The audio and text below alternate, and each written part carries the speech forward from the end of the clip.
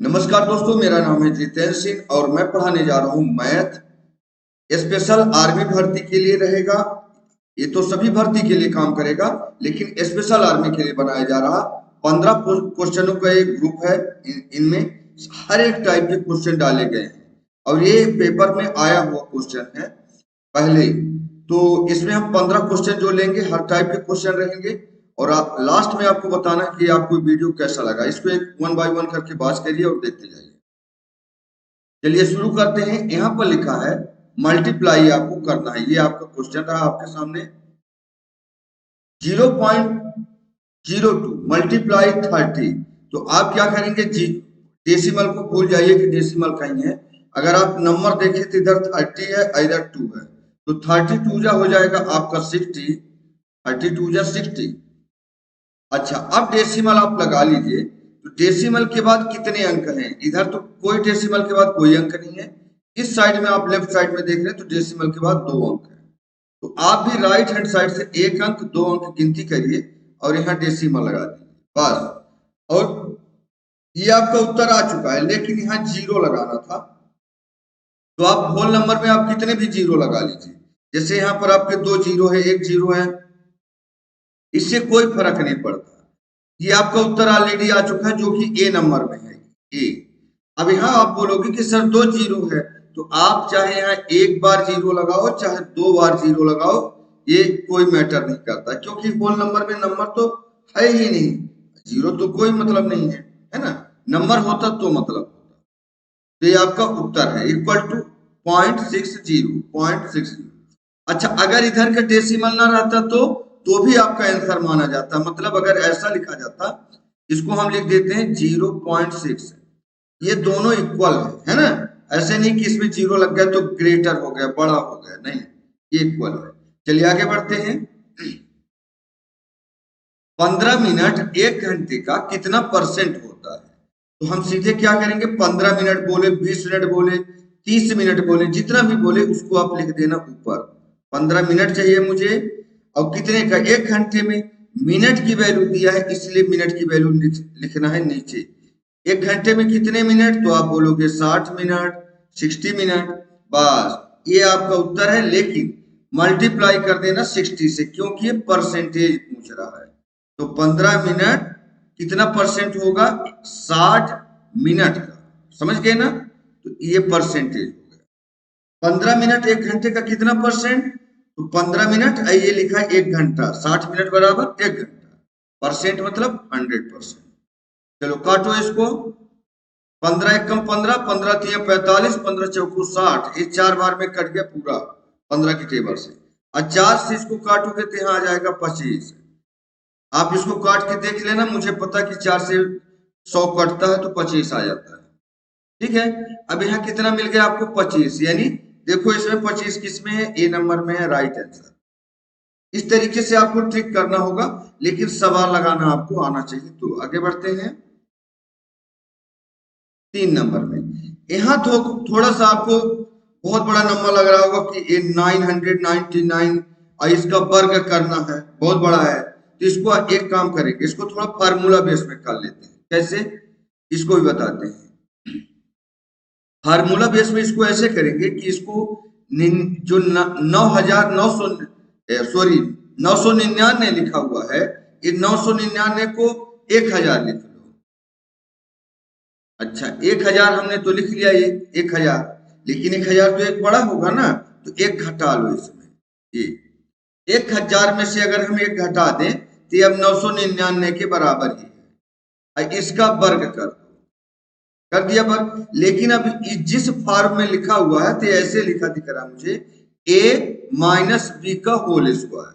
एजेंटी लगा दो, बड़ा आसानी से आप वर्ग निकालोगे। नहीं तो वर्ग निकालते रह जाओगे, बहुत बड़ा वर्ग मिलेगा। इसमें आइडेंटिटी लगा दो। अच्छा, तो आइडेंटिटी क्या लगेगा? a माइनस बी का whole square. a minus B का होल स्क्वायर। जल्दी करेंगे इसको।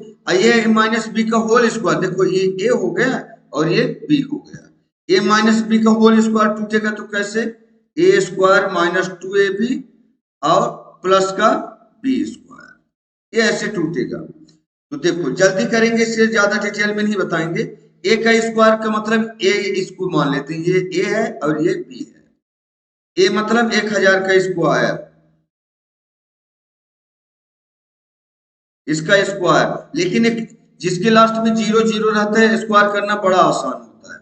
अब -2ab, 2 का मतलब 2 और ए का मतलब 1000 गुणे 1000, देखना यहाँ पर डायरेक्ट लिख देंगे 1000, ए हो गया। अब बी का मतलब 1 होता है तो गुणे 1 करोगे तो वही चीज आएगा 1000 1 कम 1000 और दूना 2000, तो यहाँ आप डायरेक्ट 2000 लिख सकते हो। इस तरीके से ना 2ab ये लिखा हुआ है 2ab, ये करोगे तो 2000 आ गया, ठीक। अब प्लस बी का स्क्वायर मतलब 1 का स्क्वायर, 1 का स्क्वायर, तो 1 का स्क्वायर तो 1 ही होगा बस। 1000 का स्क्वायर करना बहुत आसान है। 1000 में स्क्वायर कर दोगे, एक का स्क्वायर 1 होगा, 1 का स्क्वायर 1, और जीरो की संख्या जितनी होगी जिसका स्क्वायर कर रहे होगे उसको डबल हो जाएगा। जैसे 3 बार 0 है 6 बार 0 हो जाएगा, 1 2 3 4 5 6, 3 बार है 6 बार हो जाएगा। ओके, अब माइनस इसी में माइनस कर देंगे 2000, माइनस कर देंगे 2000, अब बाद में जोड़ देना 1000, बस आ चुका है। तो अब 2000 इसमें घटा लो, इसमें 6 जीरो है ना, 1 2 3 4 5 6 जीरो, इसमें 2000 घटाओ, 2000 में 1 2 3 4 अंक, 1 2 3 4 अंक यहां से घटाना है आप, ये घटा लो ऐसे 0 0 0, ये 10 बनेगा, 10 में 2 जाएगा तो 8 बन जाएगा, ये 9 बचेगा, ये 9 बचेगा, 1 बचेगा, तो 1 नहीं बचेगा अब यहाँ, क्योंकि एक हमने कैरी लिया था, तो ये आ गया आपका। इसमें अब एक जोड़ दो, यहाँ पर एक लिखा 0 लिखा हुआ है, एक जोड़ दो, तो यहाँ पर लास्ट में हम 1 लिख देंगे क्योंकि ये जुड़ेगा लास्ट वाला, तो फाइनल आंसर आ जाएगा 1, फिर इसके बाद 2 बार 0, 1 0 2 0 और 8 और फिर 9, 8 और ये 9 और ये वाला 9, बस। इस तरीके से आप इनको ऐड सब्ट्रैक्ट, जैसे आपका माइंड काम करता है कि आप ऐसे करोगे तो जल्दी होगा, फास्ट करना है आपको। ये इसमें आपको सीधे 2000 घटाना है, जो आंसर आएगा 2000 घटाने के बाद उसमें 1 जोड़ देना। देखो 99 और 0 0 1 किस में है, 99 और 0 0 1, ये देखो ये है 99, इसमें ज्यादा 9 है तो नहीं होगा।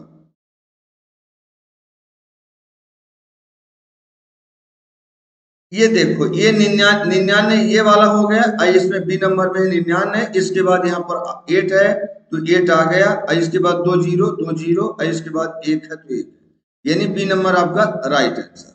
ठीक है, इस तरीके से आपको टिक करना है, लेकिन आपको ये बड़ा काम करेगा, जो आइडेंटिकल होंगे ना बड़े बड़े स्क्वायर आ जाएंगे तो आप स्क्वायर कर लोगे। देखो स्क्वायर में जब हम इसको 1000 क्यों बनाते हैं, क्योंकि हमें 0 मिल जाता है, और 0 पे स्क्वायर करना या उनका गुणा करना बड़ा आसान होता है, गुणा करोगे तो उसका संख्या डबल हो जाती है, या स्क्वायर करोगे तो है ना डबल। आगे बढ़ते हैं, दिए गए विकल्पों में 4 अंकों की सबसे छोटी संख्या व 4 से भाज्य संख्या क्या होगी। देखो इसको ट्रिक के माध्यम से ज्यादा जानेंगे, छोड़ो इसको ज्यादा सॉल्व नहीं करेंगे। दिए गए विकल्पों में 4 अंकों की सबसे छोटी संख्या, ये सब 4 अंकों की छोटी संख्या है ना, अंक 4 अंकों की तो है, लेकिन संख्या सबसे छोटी संख्या वह 4 से भाज्य संख्या होगी, मतलब 4 से कौन संख्या कट जाएगी। तो एक बात बताओ, देखो ये तो 4 से कभी नहीं कटेगा क्योंकि लास्ट में 6 है, और 6 जिसके लास्ट में होगा 4 से। देखो 4 का जो डिविजिबिलिटी रूल होता है, कौन कटेगा कौन नहीं कटेगा, तो लास्ट के 2 अंक देखे जाते हैं कि 4 से कौन सी संख्या कट जाएगी। इसमें 0 6 है लास्ट के 2 अंक, तो इसका मतलब ये 4 से कभी नहीं कटेगा, तो ये तो कैंसिल। अच्छा इसके लास्ट में 0 4 है तो ये कटने के चांस है, देखते जाना, ये या तो ये हो सकता है या तो और देख लेते हैं, इसके लास्ट में 0 2 है तो ये भी नहीं कटेगा, क्योंकि 0 2 4 के टेबल में नहीं आएगा, छोटा है उससे। अच्छा इसके लास्ट में डबल 0 है तो इसके आने के चांस है, ये 4 से कट सकता है, ठीक है, या तो ये होगा। अब ये देखो कि इसमें 1000 है, इसमें 1006 है, बोला क्या है 4 अंकों की सबसे छोटी संख्या, तो आप बोलो कि सबसे छोटी संख्या तो यही 1000 होगी, इन दोनों में 1000 और 1004 में, तो आपका 1000 राइट आंसर हो जाए।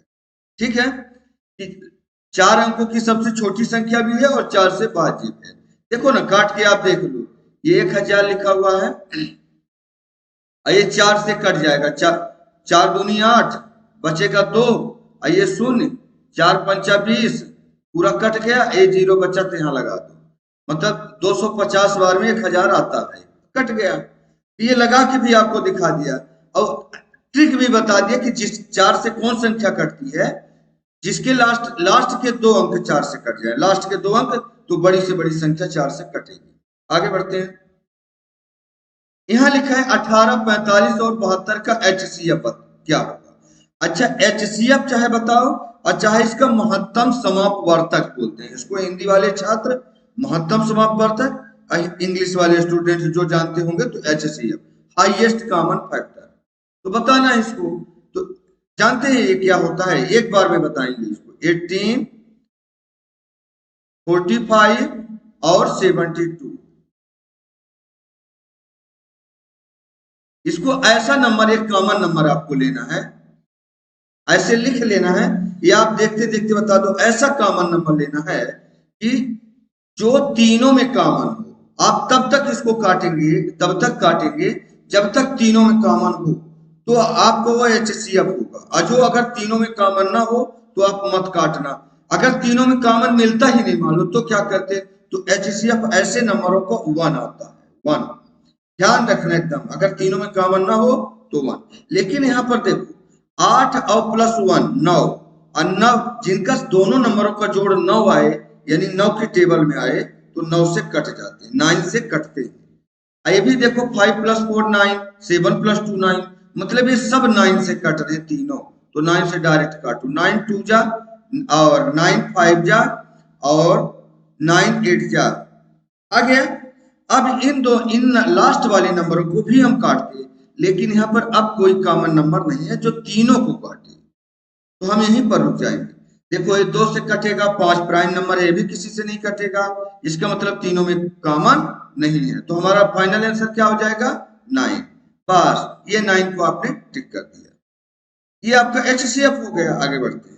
अच्छा, 2 चीज आपने इसमें सीखा, जानते हैं क्या, एक तो 9 की डिविजिबिलिटी रूल सीख लिया कि 9 हम कैसे जाने कि 9 से डायरेक्ट कट जाएगा, तो सभी नंबरों को जोड़ो, और अगर वो 9 से कट जाता है तो 9 से पूरा नंबर कट जाएगा, बड़े से बड़ा नंबर। कैसे, 5 प्लस 4 9, 9 9 के टेबल में, 7 प्लस 2 9, ये भी 9 के टेबल में आता है, 9 1 जा 9, है ना। अगर 18 इनका सम आता तो भी 9 से कटता, 27 आता तो 9 3 जा 27, तो भी 9 से कट जाता है। आया समझ में। इसी तरीके से आपने एक डिविजिबिलिटी रूल और सीखी थी जो 4 का सीखा था, कि लास्ट के 2 अंक अगर 4 से, जैसे कोई भी अंक अगर 4 से कटते हैं तो 4 से कट जाता है, लास्ट के 2 अंक। 2 चीज सीख लिया। चलो आगे बढ़ते हैं। यहां बोला गया है कि आधे घंटे में थीटा कोण बनता है, ये थीटा का सिंबल है, थीटा मतलब जो भी कोण बनता है, तो आधे घंटे में। एक हम घड़ी टाइप में कुछ बना लेते हैं आपको बताने के लिए, एक हम सर्कल बना लेते हैं पहले, ये एक हमने सर्कल बना लिया, ओके। ये सर्कल हो गया, मान लेना कि ये घड़ी है, इस घड़ी में यहाँ पर कहीं पर 12 बजते हैं, 6 बजते हैं, और यहाँ पर 3 बजते हैं, और यहाँ पर थोड़ा डिटेल में बताऊंगा ताकि आपको ट्रिक के माध्यम से पूरा बताएंगे तो गलत हो जाएगा, और यहाँ पर 9 बजते हैं। अच्छा, यहाँ पर 1 2 3, यहाँ पर हो गए 4 5 6 7, 6 7 8 9, और ये 10, और ये 11, और ये 12, ऐसे बजते हैं। लेकिन इसमें क्या होता है कि एक घंटे, किसी भी एक घंटे में ले लो, तो ये पूरा एक सर्कल बन रहा है जो 360 डिग्री का होता है। कितने डिग्री का होता है, 360 डिग्री का। तो अगर ये 360 डिग्री का पूरा सर्कल होता है, एक बार आप चक्कर ऐसे घूम जाओगे ना, तो 360 डिग्री, 360 डिग्री, तो आप लिख लो 360 डिग्री, ये 360 डिग्री। अच्छा, 360 डिग्री में कितने घंटे होते हैं, तो आप यहां से काउंट करना शुरू करोगे तो 12 घंटे होते हैं, तो 12 घंटे से आप डिवाइड कर दो, तो 12 तिहाई 36, मतलब इसका कहने का मतलब कि एक घंटे का वैल्यू आ गया कि किसी भी एक घंटे का कहीं से एक जगह से दूसरी जगह 30 डिग्री होती है। कितनी डिग्री, 30 डिग्री, एक घंटे में 30 डिग्री। तो सीधा ये बताओ आधे घंटे में कितना डिग्री होगा, आधे घंटे का बोला है, 30 का आधा 15 डिग्री, 15 डिग्री आपका राइट आंसर। ठीक है। अच्छा, अगर इसमें ये बोला होता, देखो एक घंटे में 5 मिनट की दूरी होती है, कितने मिनट की? 5 मिनट की दूरी, है ना। तो अगर इसी को हम 30 को 5 से डिवाइड कर देते तो 6 मिनट, 6 आता। इसका कहने का मतलब कि 1 मिनट का जो कांटा अगर मान लो चलता है 1 मिनट का, तो 6 डिग्री होता है। तो ये भी साथ में बता दिया है ना। इस ये मैटर नहीं करता, ये आपके क्वेश्चन में नहीं था। बस इतना जानो कि 1 घंटे के बीच में जो है तो 30 डिग्री होता है, और 30 डिग्री का आधा कर दोगे तो 15 डिग्री। और आधे घंटे का कोण पूछा था। आगे बढ़ते हैं। चतुर्भुज के चारों कोणों का योग कितना होता है? तो ये होता है 360, 360 डिग्री। अच्छा, ये बताओ चतुर्भुज होता क्या है? तो एक चतुर्भुज में बना, किसी भी प्रकार का आप बना सकते हो चतुर्भुज। ऐसे मान लो ये आपका चतुर्भुज होगा जिसकी चारों भुजा हो, ये देखो रेक्टेंगल, है ना, आयत, वर्ग भी आप बना सकते हो इसी में।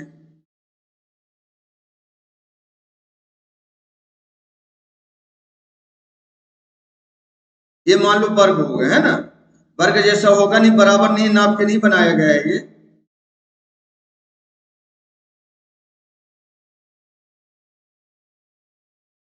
ये लो, ये वर्ग टाइप वर्ग हो गया, एकदम नाप के नहीं बनाया गया है, लेकिन वर्ग है ये। ठीक, इसको मैं थोड़ा और इधर कर देता हूँ। ओके, ये आपका हो गया चतुर्भुज, मतलब जिसके चार भुजा हो। देखो 1 2 3 4, चार भुजा हो गई। 1 2 3 4, चार भुजा हो गई। तो ये चतुर्भुज कहलाएंगे, और इनके चारों कोणों का योग। तो ये चारों, ये चतुर्भुज तभी बनेगा जिनका 360 डिग्री हो, है ना। 360 डिग्री इसका योग बनेगा, यहाँ डिग्री लगा रहेगा, डिग्री। ठीक है, कैसे भी बना लो, चाहे ऐसे ऐसे टेढ़ा मेढ़ा ऐसे जोड़ दो, ऐसे ऐसे जोड़ दोगे तो भी 360 डिग्री ही होगा। अंदर अंदर के कोणों का योग। अच्छा, बाहर के कोणों को तो सबका 360 होता है, चाहे त्रिभुज हो, चाहे चतुर्भुज, चाहे 5 भुज हो, चाहे 6 भुज हो, सबका 360 होता है बाहर का, लेकिन अंदर का इसका 360। आगे बढ़ते हैं। इसमें बोला जा रहा 4500 का 30% माइनस 280 का 25%, बताओ कितना होगा? तो ये बताना है आपको, तो जल्दी जल्दी हम इसको निकालते। देखो ऐसे करेंगे, 4500 का मतलब होता है गुणा 30%, को हम ऐसे लिख सकते हैं 30% का मतलब भागे में 100। अब माइनस करना है तो माइनस लगा दो, 280 का 25%, 280 का 25% का मतलब भाग में 100। बस इसको सॉल्व कर दोगे, उत्तर आ जाएगा। अच्छा, इसको माइनस लगा, इसको अलग काटना है, इसको अलग काटना है। इधर से इधर मत काटना जब माइनस लगा रहेगा। ये गुणा में हमेशा करता है, 2 जीरो इधर के काटो और कोई भी 2 जीरो इधर के काट दो, बस। इसको गुणा करना बहुत आसान है। जीरो को गुणा करने में शामिल नहीं करोगे, जीरो को डायरेक्ट उतार दोगे नीचे, चाहे इधर का जीरो हो चाहे इधर का जीरो, नीचे कर दो। और 3 का बस गुणा करना है, 3 का। 3 5 जा 15 की 5, कैरी आएगा 1, और 3 4 जा 12 प्लस 1 13, 1350 बनेगा। इसको गुणा करोगे तो माइनस है तो माइनस लगा दो, इसको भी ऐसे काट दो जैसे अभी काटा है। तो देखो यहाँ 2 जीरो था, 100 था, एक जीरो अगर आप काटोगे तो एक जीरो ऊपर का कट जाएगा। ये 5 दूनी 10, 5 दूनी 10, अब 5 25 बन जाएगा। अच्छा, 2 से काटोगे तो यहाँ 14 बन जाएगा, और 14 पंचा 70, बस ये बन गया। 1350 में 70 घटा दो, जो आएगा तो उत्तर बन के आएगा आपको। अच्छा, अगर ऐसे डायरेक्ट आप लगाओ, 70 घटाना है, मान लो आपके पास 1350 रुपए है, 70 घटाना है, इसमें अगर 50 घटा दो 1300 बचेगा, और अगर 20 और बच गए तो 20 और घटा दो, तो 1280 बनेगा, जो कि डी नंबर आपका राइट आंसर। आप घटा के देख लेना, या तो बरबली आप घटाना सीखो ऐसे कि 50 घटाओगे तो 1300 बच जाएगा, अब 20 और घटाना है, मतलब 1320 घटाओगे तो 1280 बचेगा, बस। आगे देखो, 3000 रुपए राशि को साधारण ब्याज की 5% की दर से 2 वर्ष का साधारण ब्याज होगा। साधारण ब्याज, अब साधारण ब्याज का फार्मूला देखो, लगा देते हैं जल्दी से। और आपको ये लगाने की जरूरत नहीं, अगर आपको ब्याज का फार्मूला याद है तो आप उसको सीधे राइट करो, काटो वोटो उत्तर लाओ, है ना। तो देखो साधारण ब्याज हम पहले बता देते हैं, SI इसका सिंपल इंटरेस्ट, SI का मतलब साधारण ब्याज बराबर P गुणे R और गुणे T बटे में 100। ये सिर्फ बताने के लिए बता रहा हूं, ये आपको याद करना है। ये अगर याद रहेगा इसके वजह से आप साधारण ब्याज सेकंडों में निकालोगे। देखो ये साधारण ब्याज निकल के आएगा, P मतलब मूलधन, R मतलब रेट और T मतलब टाइम बटे 100 फार्मूला में। मूलधन लिखो, अब इसको आपको याद हो जाएगा तो लिखने की जरूरत नहीं एग्जाम में, है ना, क्योंकि आपको तो टिक करना है। तो आप सीधे लिखोगे 3000, 3000, रेट है आपका 5%, टाइम है आपका 2 वर्ष, अब बटे में 100 फार्मूला में है। बस सीधे 2 जीरो नीचे दिख रहे हैं, 2 जीरो आप ऊपर के काट दो, बाकी सबको गुणा कर दो, उत्तर आ चुका है आपका। तो देखो 5 2 जा 10 और 10 3 जा 30।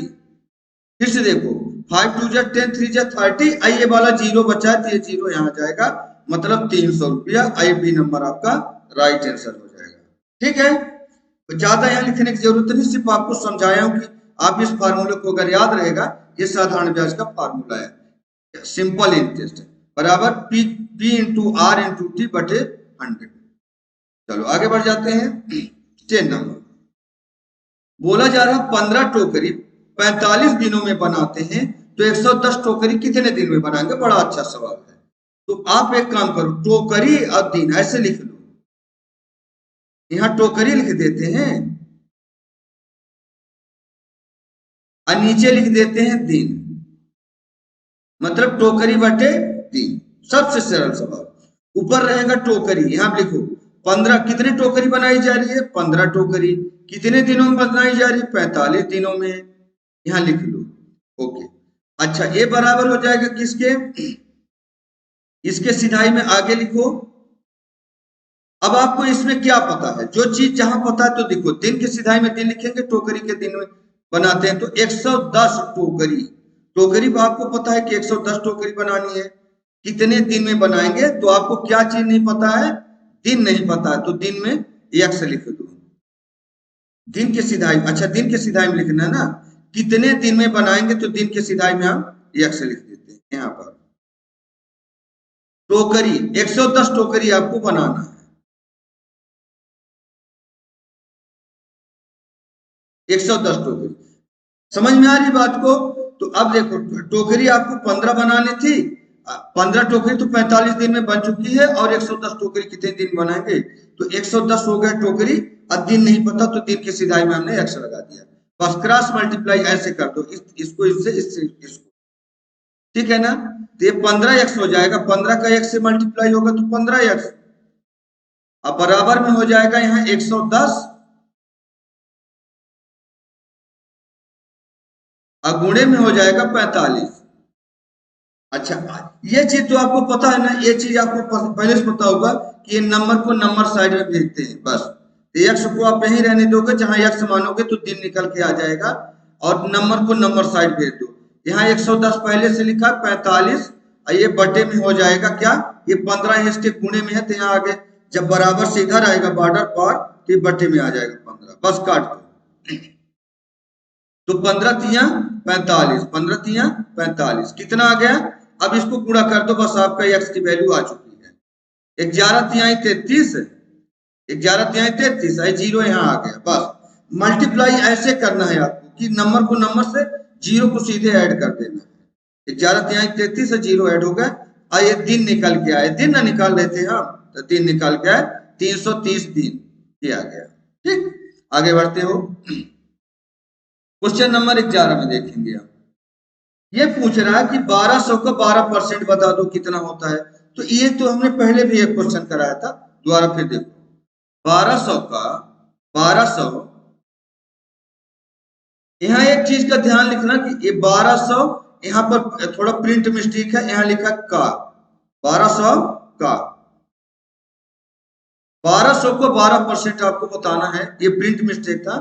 तो 1200 का मतलब होता है गुणा, पहले 1200 लिख देते हैं, 1200 का मतलब गुणा 12% बताना है, तो 12 अब परसेंट का मतलब डिवाइड में 100, डिवाइड में 100। देखो 2 जीरो नीचे है, ज्यादा डिटेल में नहीं बताएंगे, 2 जीरो नीचे है और 2 जीरो ऊपर है, कट गया। अब 12 को 12 से गुणा करोगे, और चाहे अगर आपको 12 का स्क्वायर याद होगा तो भी आपको गुणा करने की जरूरत नहीं है, 20 तक का तो स्क्वायर आपको याद होना चाहिए। तो 12 गुणे 12 करोगे तो 144 आ जाएगा, क्योंकि 12 का स्क्वायर 144 होता है। ये उत्तर आ चुका है 144।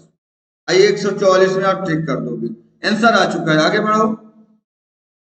यहाँ लिखा है स्कूल की परेड में लड़के एवं लड़कियों की संख्या का क्रमशः अनुपात 9:7 है तथा लड़के एवं लड़कियों की कुल संख्या 256 है, तो लड़कियों की संख्या बतानी है।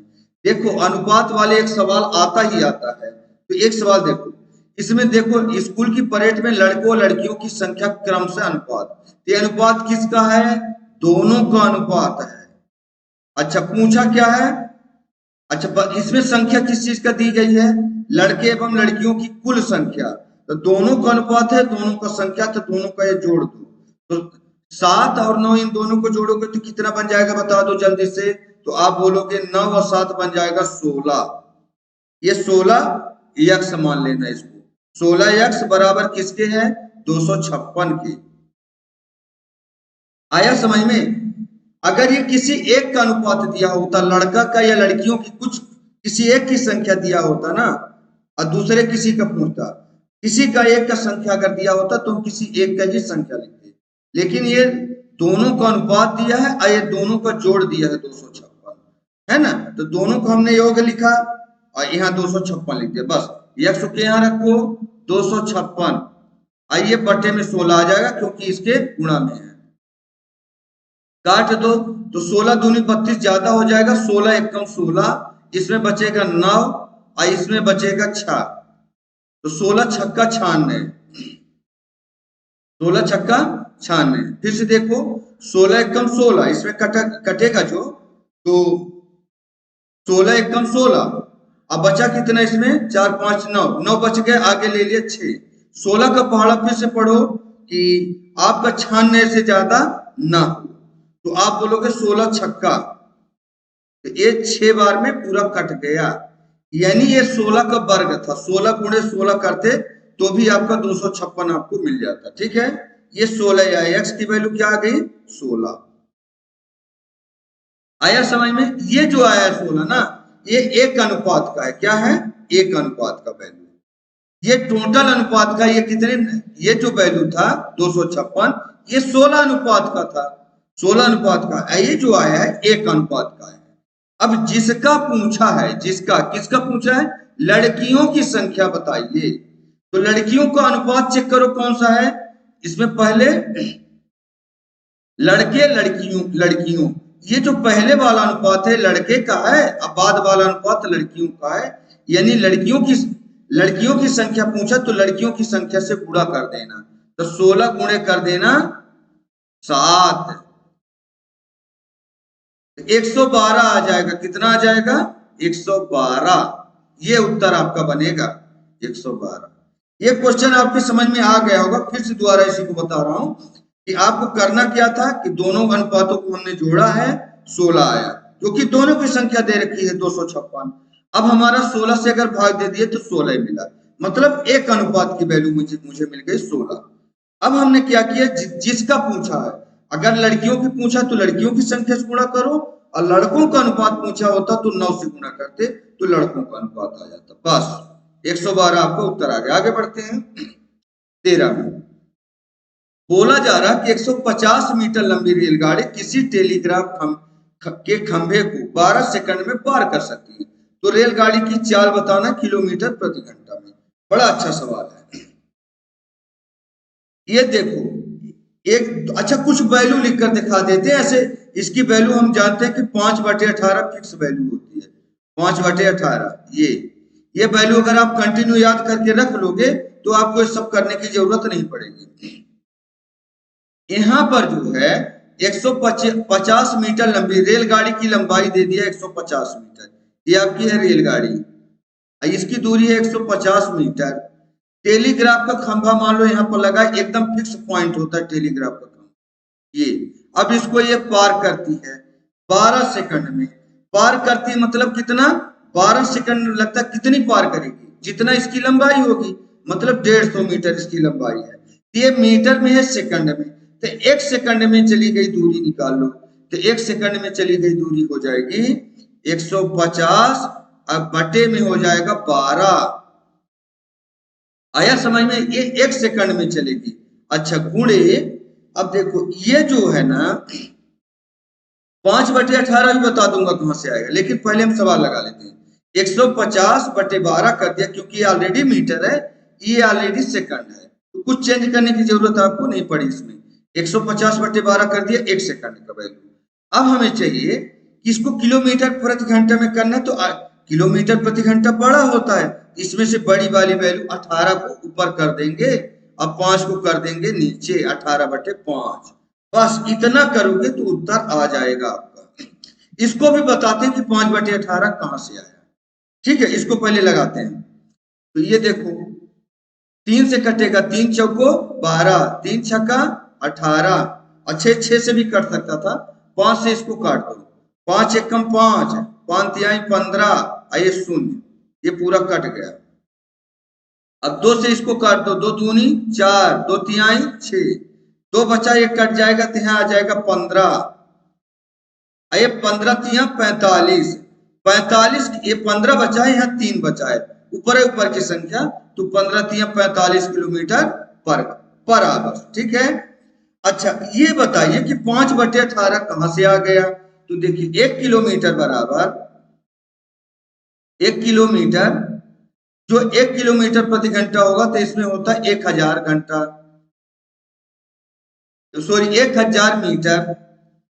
1 किलोमीटर में 1000 मीटर होते हैं। अब 1 आवर्स में, 1 घंटे में 3600 सेकंड होते हैं, 3600 सेकंड ये होते हैं, ये इनका रेशियो है।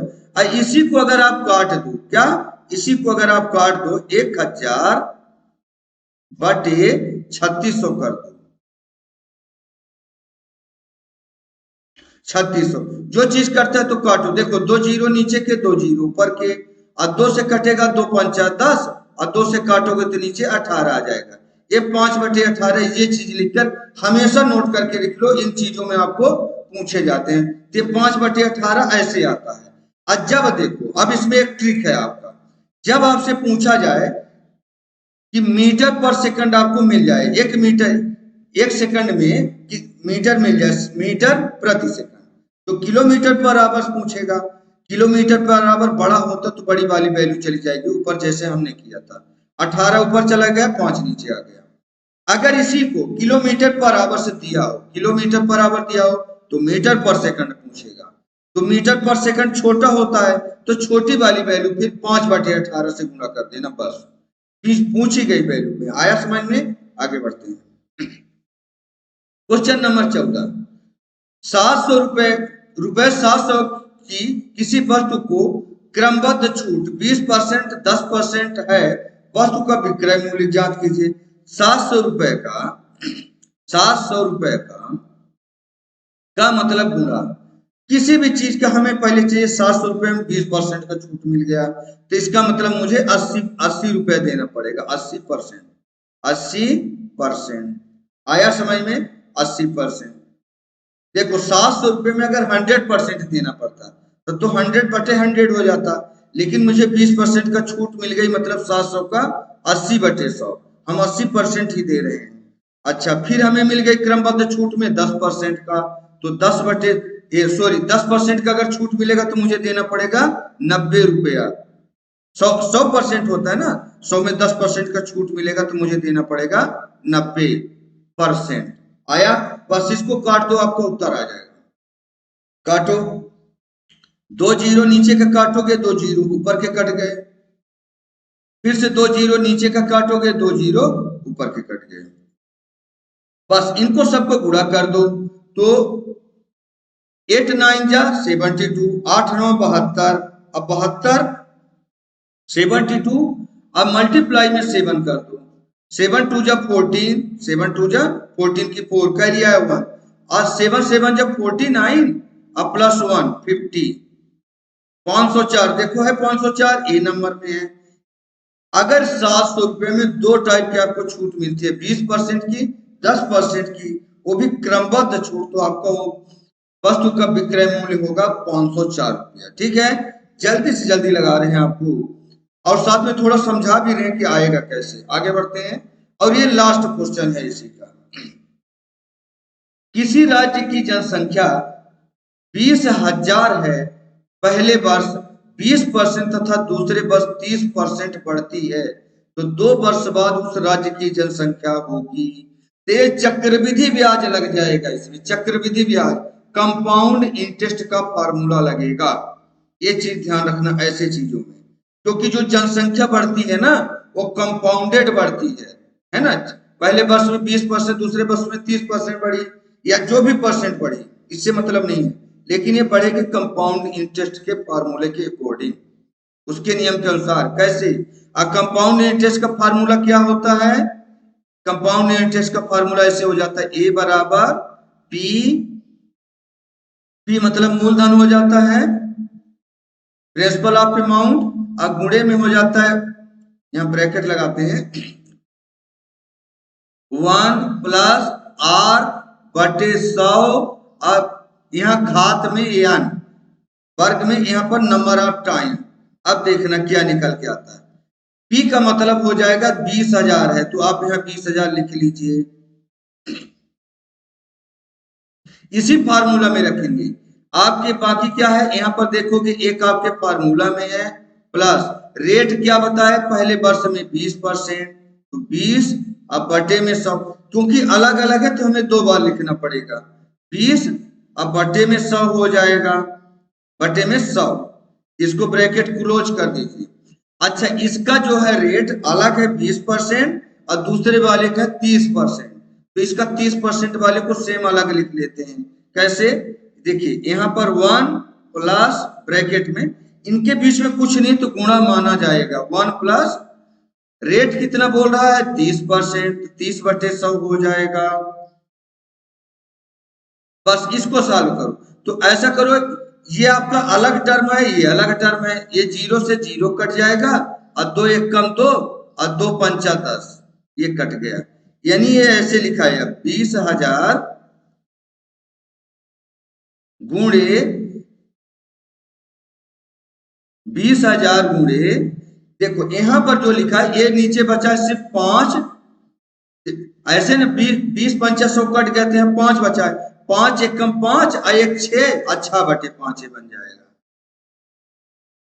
ये समझ में आया तो ठीक है, नहीं दोबारा आपको बता रहे हैं, देखो यहाँ अलग से बता रहे हैं, यहाँ लिखा है 1 प्लस ऊपर 1 बचा है और नीचे क्या बचा, 5 बस बचा है।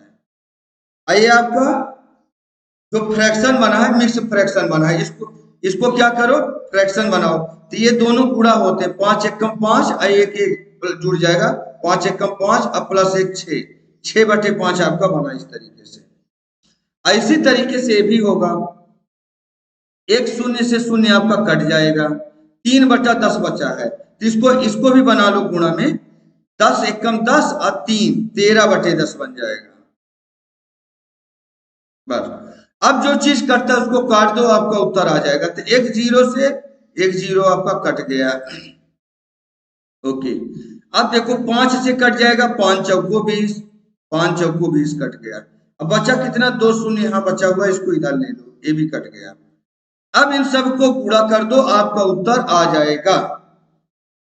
देखो गुणा करना बहुत आसान है, चलो 13 चौको 52, 13 चौक किसी को किसी से गुणा कर दो, कोई फर्क नहीं पड़ता, 13 चौको 52, आइए 2 शून्य आप ऐसे उतार लो, मतलब 400 का 13 से गुणा हो चुका है। अब बचा सिर्फ 6, तो 6 को कहीं भी लिख दो, कोई दिक्कत नहीं, 6 को सिर्फ 6 से गुणा करना है। दोनों शून्य को आप डायरेक्ट उतार लो, 6 दूनी 12 की 2, हासिल आएगा 1, 6 पंचा 30 और 1 31, 31,200 बनेगा। है किसी में, सी नंबर में आपका राइट आंसर हो जाएगा 31,200।